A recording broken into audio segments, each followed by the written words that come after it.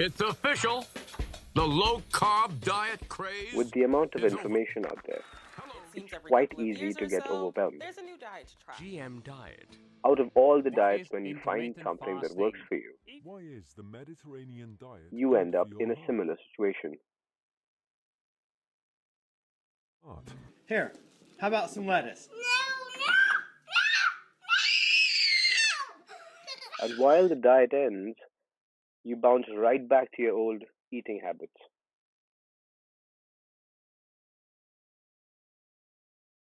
The research on nutrition is a forever changing and a dynamic one, which means that what we know today might not always be true in the future.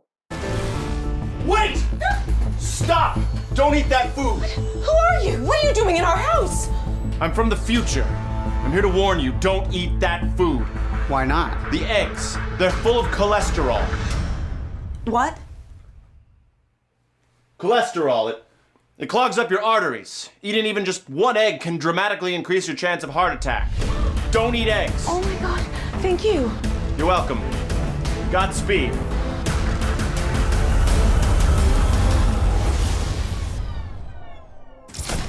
Wait! Stop! You're back. Yeah, we were wrong about the eggs. How? Well, it turns out there's two types of cholesterol. There's good cholesterol and bad cholesterol, and eggs actually have both.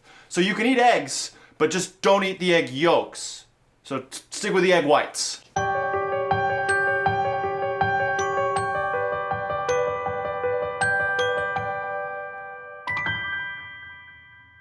Hi everyone, welcome to the 11th episode of House of Cure presents Doc Talk. Today we have with us Kapil Jadhav, who is a certified nutritionist and a fitness consultant with INFS, and he's also working with Fitter currently, which is a community of fitness enthusiasts, trainers, and trainees that's growing by, I believe, millions now. Nowadays. So let's dive right into it. Today's topic is about nutrition, and I couldn't think of anybody better than him to speak about nutrition. Do check out his Instagram handle because there's a lot of great information out there. If you really want to simplify your nutrition, how you want to understand what your diet needs to be like, you want to be even slightly fitter, do check him out.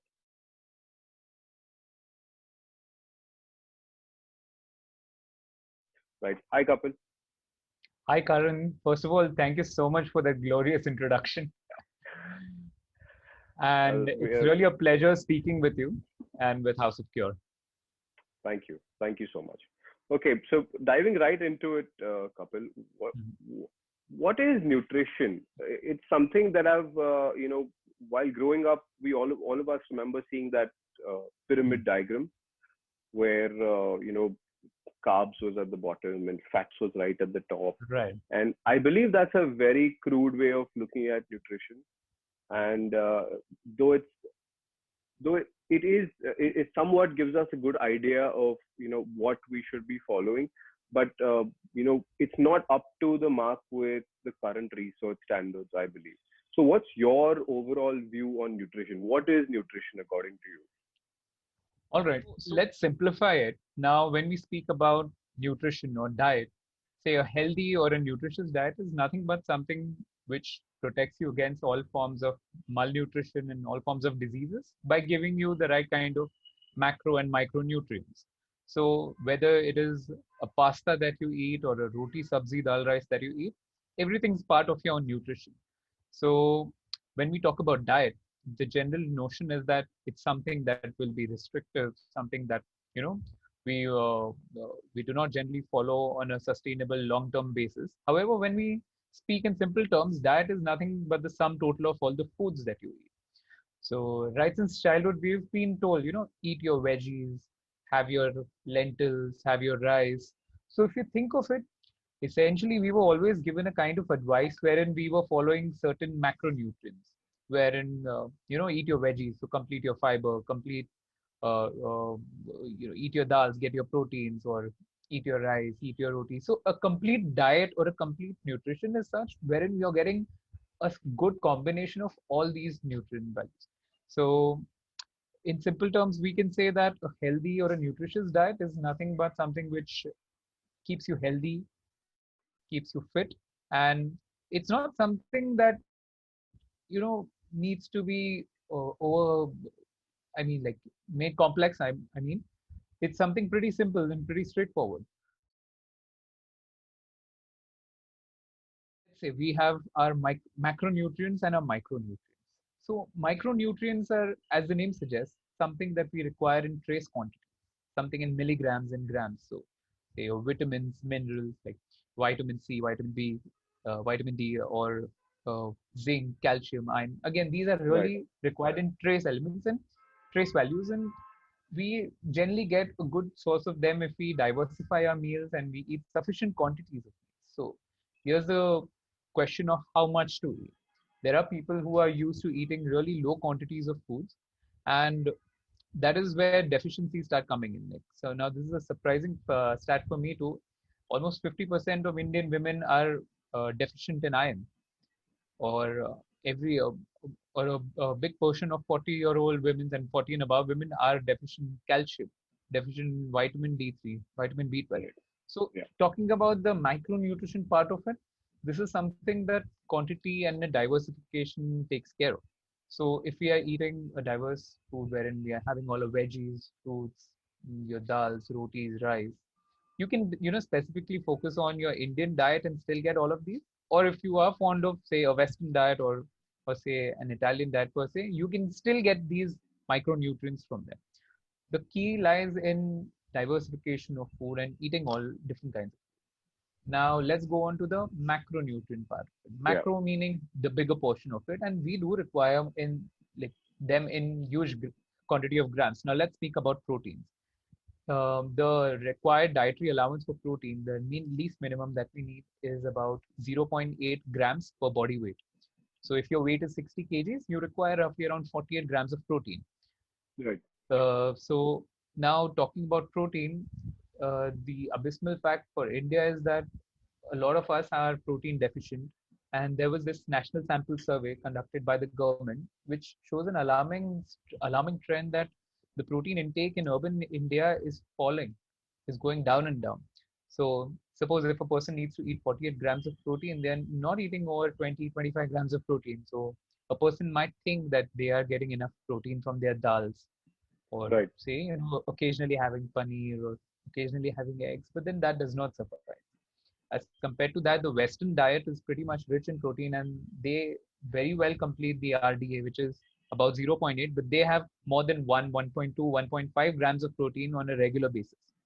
So that is something that we need to focus on. Now coming to carbs and fats, our Indian diet is really rich in carbs. So Yeah, I was just gonna say that like every single meal of ours is so carb carbohydrate centric, based, right? and in the morning we'll wake up and there's like 10 things that I can just think of the top of my head, which is like Agree. pohas and upmas and idlis and Right. dosas, which are all carbs, and we'll have a Yes. little bit of sambar that will provide us a fraction of the protein, and stuff like poha and all. There's no there's no protein in it at all, Right. and there's no and even fats for that matter. Like the way a lot of our meals are prepared, we have no dearth in fats or It's in dipped in our oil. yeah. So we don't have to Right. worry about that at all. But definitely protein is an issue, which I found that it's more of an issue for vegetarians who don't who haven't opened themselves up to the idea that okay, I need to get that kind of Right. protein source. So yeah, as you were saying, you know we are very carb rich and we are very fat rich, but severely lacking in a protein diet. Why do you think a protein diet is necessary? Why do you think why are you saying that why isn't it okay that we don't get enough proteins? So coming to the first point, why protein is necessary, essentially we've been learning since school that protein is the building block of our body. So every activity that we do, whether we walk, run around, push any objects, pull any objects, or just do your usual strength training at the gym, we are constantly working on our muscles. we are subjecting it to the wear and tear. And for those muscles to recover, for those muscles to get built and get stronger, we require protein. Now, unfortunately, if we require, say, suppose if a 60 kg person requires 48 grams of protein, now that too is like the bare minimum that is required. If even if you're not working out or you're just living a usual life without, say, much activity. Otherwise, if a person starts working out, say someone who's 60 kgs will definitely require anything between 80 to 90 kgs and grams, and that requirement of protein will keep on going up. So to think of it, if we need 48 grams of, say, 50 grams at least, and if we are having just 20 grams, we are severely under providing protein to our body. Now, if there is no protein, the problem that happens is we will never recover out of that wear and tear, and the strength goes down.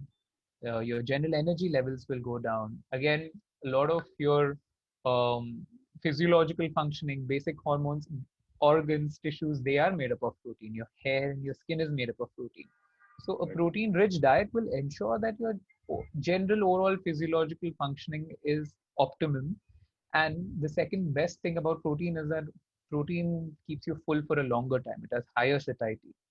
So, if you have 100 grams of chicken per se, now 100 grams of chicken, if you compare it with 100 grams of sabzi, any sabzi, let's say bengan sabzi or bhindi, now that 100 grams of protein is going to keep you full for a longer time. So here comes in the picture of having a good satiety value food so that you don't binge eat and munch a lot on snacks in between your meals.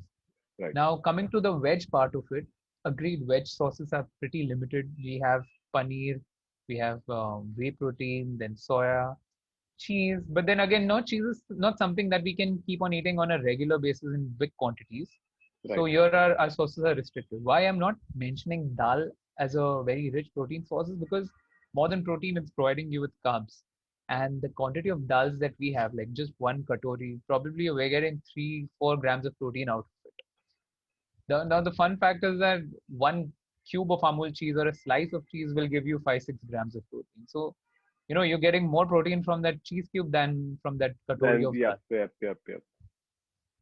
So a general awareness is required not only not only in vegetarians but also non-vegetarians. We believe that probably one weekend of non-veg food, or say twice a week of non-veg food, is going to suffice our protein requirements. But it doesn't really help on a daily basis. If we suppose if a 60 kg person has to eat um, say 48 grams, let's consider that 48 grams is the bare minimum, and they better start eating with at least 60 to 65 or 70 grams of protein. For that, if you're a non-vegetarian, sure, you can have your eggs, meat, chicken, fish, milk, cheese. These all sources are there. But then for a vegetarian, they have pretty limited sources, and so they'll have to rely on paneer, cheese, and soya chunks. Now, thankfully, soya chunks, they're a great source of protein. So about 100 grams of soya chunks will have 52 grams of protein. Just imagine if you can really incorporate about 40 to 50 grams of soya along with paneer or cheese or say your general dals, it's very Right. easy to complete your 50 or say 60 grams of protein requirement for the day. What about beans and our chanas and rajmas? Oh, sure. They are So, also a good source, yeah, right? they are If good I'm source. correct. But if you try to compare it with lentils, now a lentil and say a chana, they will have similar calories and similar proteins. So that's because they give out similar carbs and similar proteins. See, some chanas or some beans might have little bit higher protein than others, than some does, but more or less, if we have to say, about 100 grams of any lentil or bean, or say even chole, rajma, will give you roughly around 18 to 22 grams of protein. But now consider 100 grams of raw chole. It turns out into around 300-400 grams of curry of chole that you'll be eating. It's not something Right. that's practical. So just for that Correct. 22 grams of protein, we'll be eating a lot of food which is not reasonable. So that's why we could help it a bit with whey protein supplementation. Again, whey protein is something that's pretty safe to consume. If people don't like dairy sources, there are a lot of plant sources that have come up which do give you that 18 to 22 grams of protein in a scoop Yeah, I've heard with about about 100 pea protein. Is that pea correct? protein. Right? So Right. is that a pretty reliable way to get protein for vegetarians? Oh, sure, it is. Now, the only difference between an animal and a veg source protein is that the animal source protein is far superior when it comes to bioavailability. Now, that means basically how much of it will be absorbed by your body. Right. So, if you talk about a paneer or milk or any way source of protein, 100% of it is absorbed by your body, which can be used for your amino acid pool, which is essentially used for building your muscle. But if you talk about, say, just a pea protein, the pea protein is not a complete source of protein. Its amino acid profile is not full. But say if you have 100 grams of pea protein, roughly somewhere around 70 to 75 grams of it, or percentage of it, will be utilized by the body. So thankfully nowadays these companies have come up with composite proteins wherein they're supplementing pea protein with a brown rice protein, something to complete the amino acid profile. It does the trick, but still it's not as superior as animal source protein. But that said, it's not true that a vegan cannot build an impressive body. I mean, if they are having the sufficient amount of complete proteins from, say, pea protein or rice, or even from dals or other sources, they can definitely complete their protein intake, and with a sufficient workout routine in place, they can build a reasonable physique. Okay. So, I mean, plant sources are not that bad. Sometimes they are demonized, sometimes they are overhyped, but the point is, in balance, it's all good. Okay. Okay. Kapil, tell me, how do you usually view your foods? As in, do you look at, I mean, I'm sure you don't completely cut out all the delicious food that we have in our Indian cuisine. We have a lot Right. of deep fried stuff. We have a vada paos and samosas, which I'm sure everybody loves. There's nobody out there who hates them, Of course. but it's something that I'm sure you indulge in as well. But how do you view a certain food? If you have a look at it, do you view it as, oh, this, I'm going to be having unhealthy or healthy food right now? Is that your viewpoint, or your viewpoint as a nutritionist who actually can kind of understand the programming of every kind of, like, Hmm. the matrix, almost like the matrix, right? So you can see the matrix of the food. How do you view your food? Okay. So, see, now the thing is, generally, food has been viewed as healthy or unhealthy. But the inherent problem with healthy and unhealthy is what is healthy to one person can be unhealthy to the other person. Now, suppose we have been told that have eggs, have milk. It's a good source of protein. It's healthy food. But then to someone who's lactose intolerant or someone who doesn't want to promote animal products, they might consider dairy as unhealthy sources of food. So let's be more objective about it. What I generally view food as is whether it is giving me sufficient amount of protein and whether it will keep me full for a longer time. So I'm talking about nutrition dense foods. So suppose if I'm getting a good source of protein, carbs, and fats from a combination of food which is giving me only 400 or 500 calories and can fill me for a good amount of time, I would consider that food to be an appropriate one. Now, I'll give some examples. Say, from a non-veg perspective, suppose if I'm having chicken breast, a good size of salads or greens on the side, some rice to go along with it, some lentils to go along with it. I mean, some dal to go along with it. I can easily complete my 20-25 grams of protein in that one meal. Then I can get a good amount of fiber. I'm getting complex source of carbohydrates from my rice. I'm getting some proteins from my dal. Again, as I'm varying and diversifying my food, I'm getting a lot of vitamins and minerals out of these foods. So to keep it as simple as possible, what I generally look at food is how nutrient dense it is. So if it is giving me a certain amount of calories, certain amount of proteins, carbs, fats, whether it is roti sabzi dal rice or whether it is an occasional pizza, I wouldn't mind. So I'm looking at foods mainly from a calorie perspective. So if my goal is to just maintain my weight and I need to eat 2000 calories, I can save some calories occasionally to have a slice of pizza or to just have a scoop of ice cream. So my idea of nutrition is such that you need not be restrictive all your life. Once you get an idea of how many calories to eat and how to perfectly apportion protein into all your meals and veggies and carbs and say fibers and good sources of fats into your meals, you can essentially enjoy any kind of food. So as you said, yeah, I do occasionally have my vada pav. Like recently I had one, and it's okay. I mean, even though one vada pav might give you roughly around 400 odd calories, to think of it, I can compensate it in some or the other meal and enjoy it occasionally.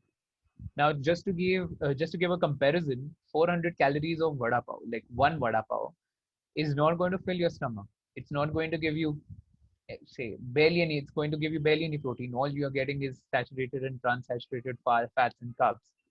I can very well make a decision when I think from a calorie perspective. So whether you want to have that one vada pav of 400 calories, or whether you want to have a good portion of dal, rice, and veggies, a piece of paneer or a good piece of chicken, you can make Right. decisions accordingly. Because once you understand the calorie value of foods, then you will realize whether any food item is really worth it or not. So I can have 400, 500 calories from my meal, but then do I want to destroy it with a piece of cake, which is again 300, 400 calories? That's the question. And at the same time, one need not, cut out products or food items for a long time. So I know it's my birthday. So it's not necessary that I need to be eating everything as per track. If I want to complete those 2000 calories, I can just compensate some calories in the prior days or on the same day and have my piece of cake. Again, I can moderate it. I can eat it in a smaller portion instead of having two slices. I can have one.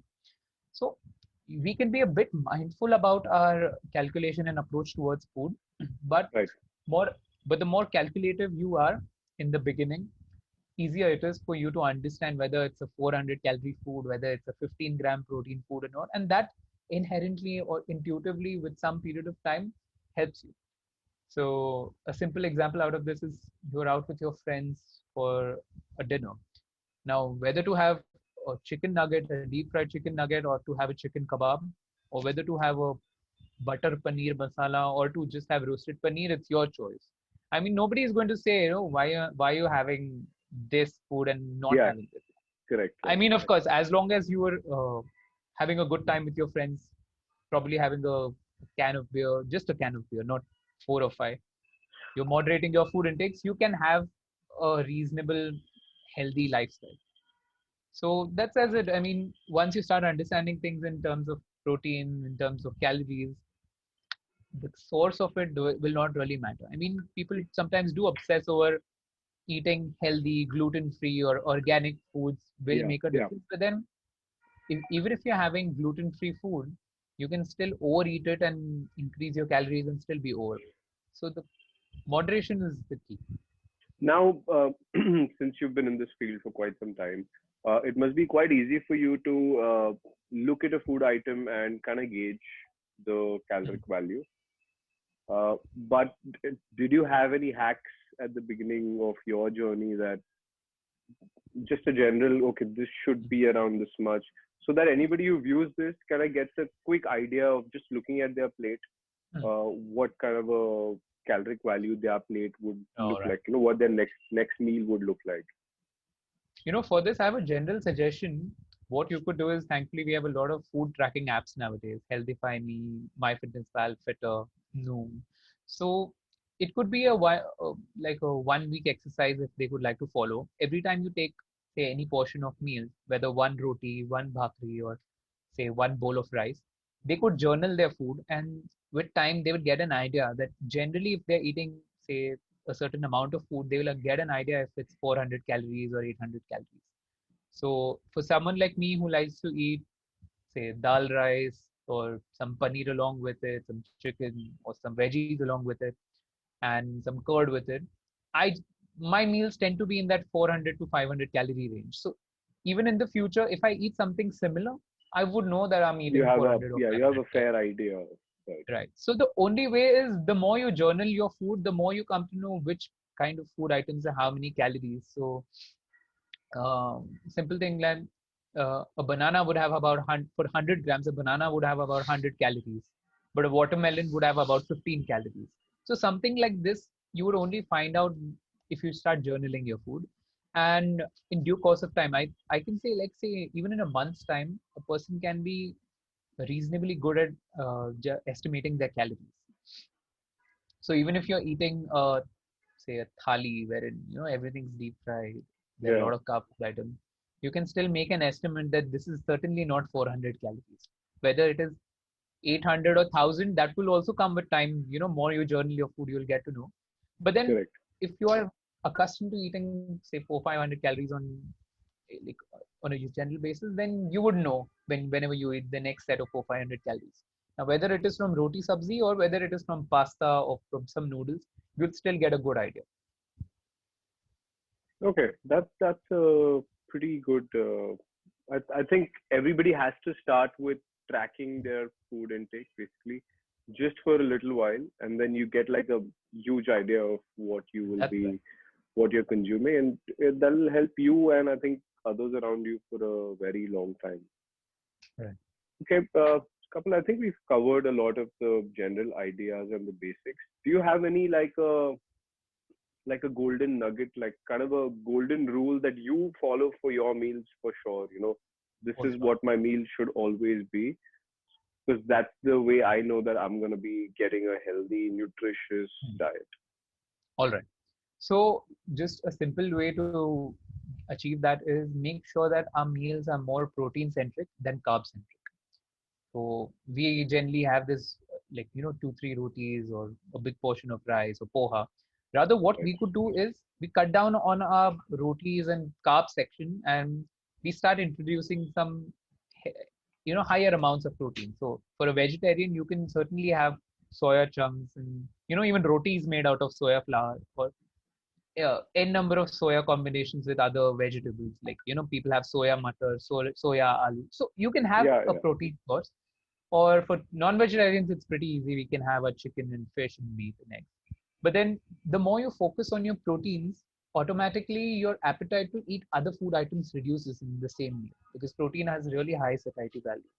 So if you always focus on completing, say, anything between 10 to 20 grams of protein from any meal, add in some veggies, a bit of complex carbohydrates like roti or a bread or some rice, whether it's normal rice or brown rice or quinoa, it doesn't matter. You can just have it. All of that along with, say, some sources of good fat. So we need not worry about for sources of fat from Indian food, but then, adding in that occasional avocados or a bit of ghee in your diet, it just makes sure that in a very crude manner, you're still able to get all your macros right. But the Right. only thing that I would like to say is focus on your proteins, because that sets most of the other things. Proteins, your veggies, your fibers. The rest of the things we Indians, we need not be told about our carbs and They fats. they'll We fall in live it place basically. any we take it. Any we take it. So I make sure that at least even if I'm having a poha, I make sure that there's some egg or or a whey protein shake along with it, so that at least I'm spreading out my protein intake and it doesn't feel too much to eat at one time. Right. Okay, I think this kind of covers a lot of the basics, and we don't want to make it too complicated for everyone to understand. But this gives us a very good idea. Also, one thing that I can add Yeah. to this entire thing that you spoke about protein-centric meals is the thermic effect of the food.